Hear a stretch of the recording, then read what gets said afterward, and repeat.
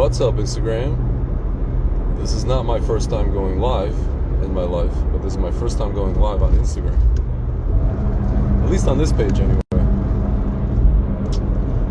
So, guys, little known story, little known facts, but very relevant to what we see today. Very relevant. Probably the most relevant thing. I told you guys before, and if for those of you guys that didn't hear me on any platform, I'm going to say it again.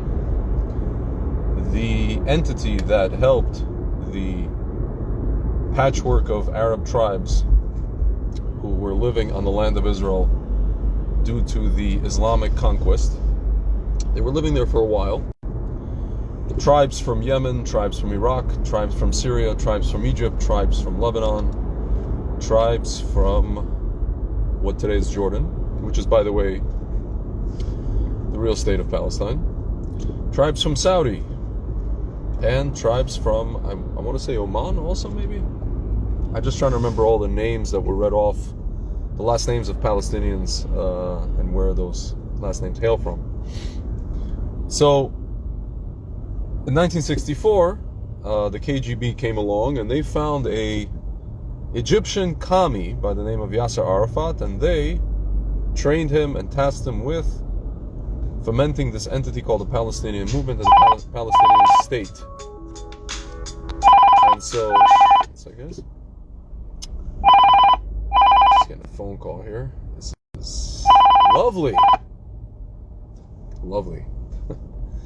So, yeah. And so they did that.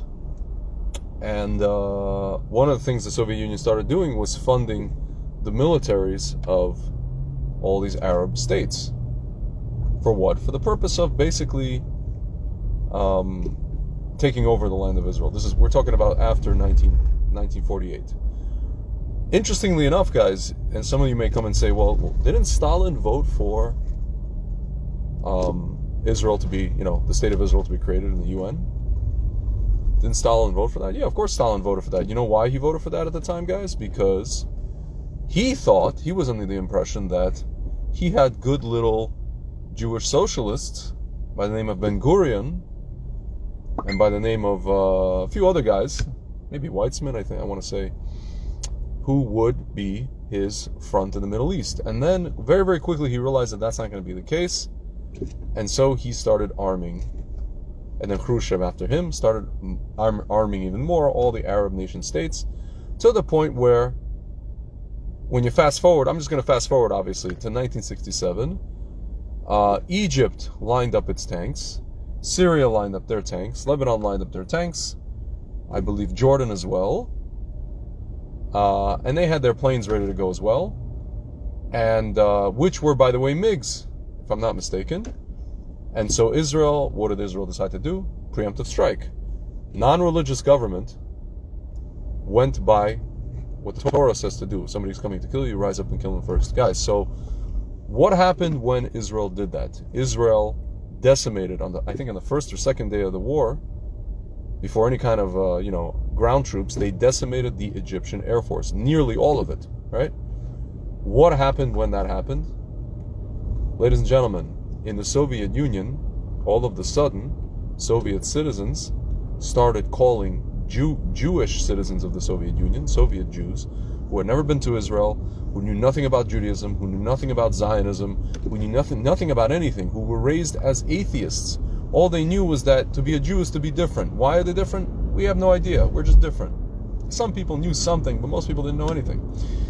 And they started calling Israel the aggressor state. Why? Because Israel took preemptive strike, made a preemptive strike on enemies who were, railing already for a few months and saying words like, we're going to kill you. We're going to have you swimming in the sea. It was a war of extermination, according to Nasser. Guys, a family story. At that time, my mother was 13 years old, junior high school.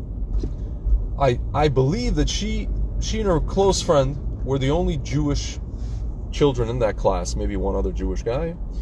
So what did their classmates do to my mother and her friend.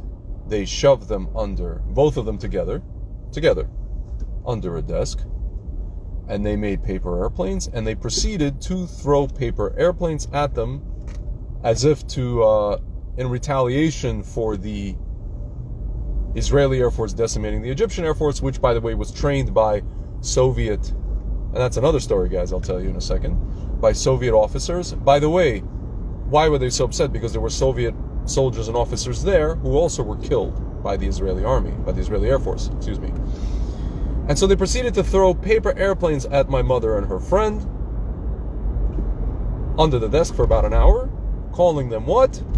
Israeli aggressors. My mother and her friend were Israeli aggressors.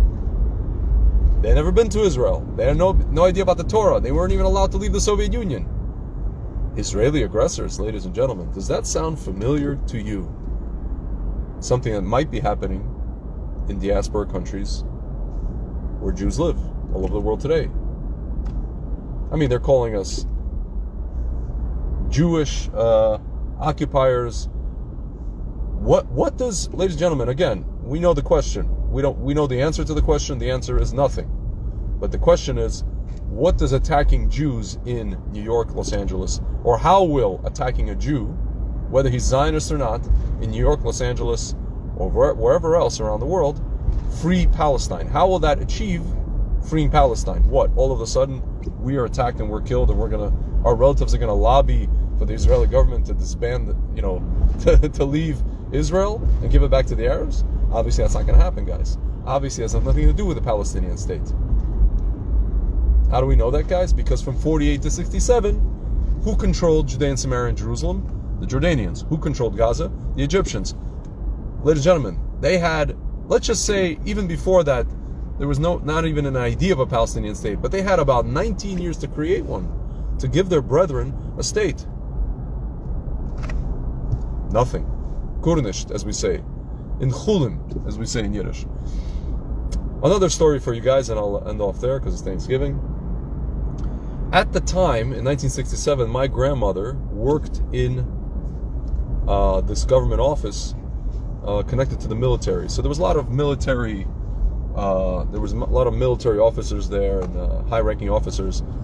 And she would, this was at the end of the day, and some of those guys would stay after work and they would drink and they would have their girls. She describes it. They have their dievachki, their girls there, and they would drink. And when they got so drunk, they started talking about their experiences in Egypt, training the Egyptian officers how to fire, anti-aircraft and all the rest of it.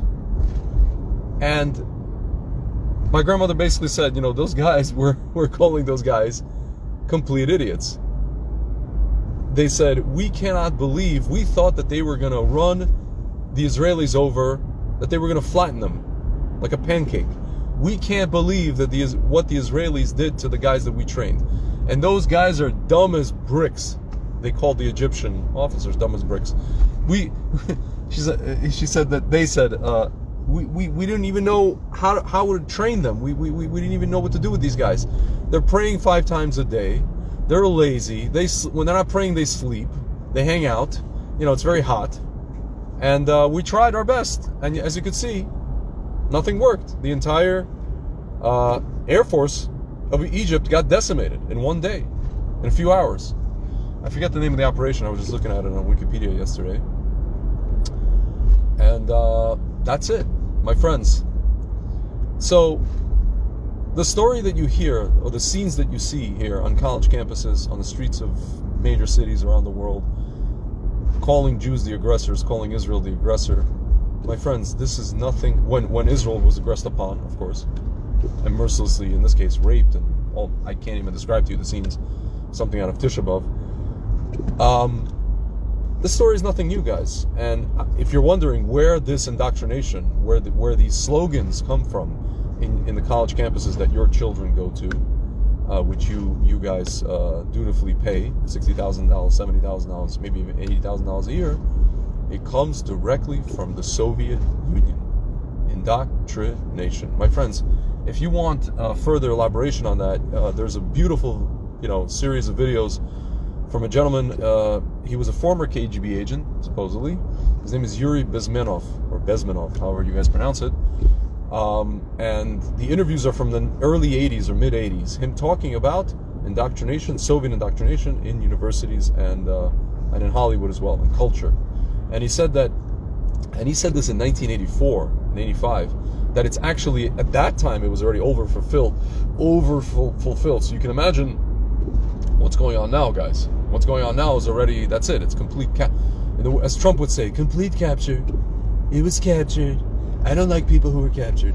But anyway, so, yeah, guys, the education system is captured. The media is captured. Everything is captured. And Big Pharma too, which that's a whole different conversation, which I won't get into now. But anyway, guys, that's basically the story. And it all goes back to back in the USSR. Don't know how lucky you are. Back in the USSR. That's what it goes back to, folks. Know your history. And some people have been asking me, Svi, where can I read about this? Unfortunately, most of the stuff that I just outlined to you guys is in Russian, if you want to talk about textbooks and books. But there are a few links that I can share with you, academic papers and some kind of sparse, they're not even blog posts, they're just kind of op-eds that were written in different publications that speak about this.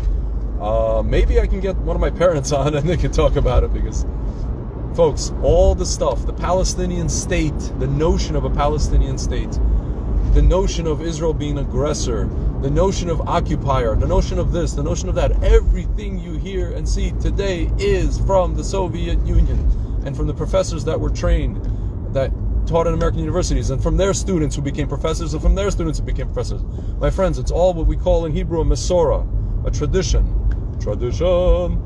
That's what it is. And these kids are the, I don't want to use the word Hasidim, but they are the followers, the devoted followers of this movement. And it's a very dangerous movement. It's a murderous movement, as you can see. Murdering and raping and pillaging and all the rest of it, while accusing those who they murder and rape of being the aggressor. Anyway, guys, it's been real, and hope you got a lot out of this. And any questions, feel free, comment section, always open, and I'll talk to you guys soon.